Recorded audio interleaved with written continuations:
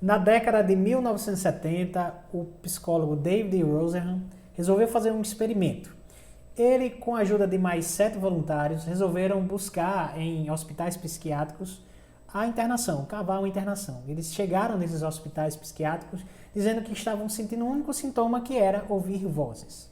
O combinado entre ele e essas pessoas sãs era que quando eles fossem admitidos, e se fossem admitidos, eles passariam a agir normalmente sem nenhum sintoma adicional. Apenas a informação anterior de que ao entrarem estavam ouvindo vozes. O interessante é que essas pessoas voluntárias que eram sãs, todas elas foram diagnosticadas com esquizofrenia. E mais interessante é que apenas as pessoas que estavam lá no hospital, nos hospitais, é que perceberam que essas pessoas eram sãs e não eram como eles. Desses que foram internados, um passou 7 dias e os demais passaram vários outros dias, sendo que o que passou mais, passou 55 dias internados. Veja que interessante. Essa teoria busca demonstrar a teoria da primazia, o efeito primazia. É mais ou menos aquela máxima que se diz de que a primeira versão é a que fica, né? A primeira impressão é a que fica. E o que isso tem a ver com o processo penal? Hoje eu participei de uma audiência que tinha mais de 20 indiciados, né?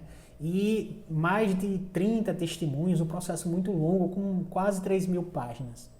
O juiz que presidiu essa audiência, o juiz deste processo, é o mesmo juiz que analisou todo o arcabouço do inquérito policial, todos os relatórios da polícia, é o mesmo juiz que decretou as buscas e apreensões, é o mesmo juiz que decretou a prisão preventiva de alguns dos investigados, é o mesmo juiz que leu a denúncia extensa do Ministério Público, rica em mensagens de convencimento do magistrado que aquelas pessoas praticaram aqueles delitos, e é o mesmo juiz que decidiu pelo recebimento da denúncia.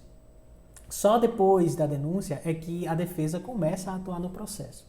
Então, será que esse juiz que presidiu todos esses atos, será que esse juiz que leu, teve acesso a todo esse conteúdo, consumiu todo esse conteúdo de inquisição, será que esse juiz ele tem a parcialidade para escutar a versão da defesa?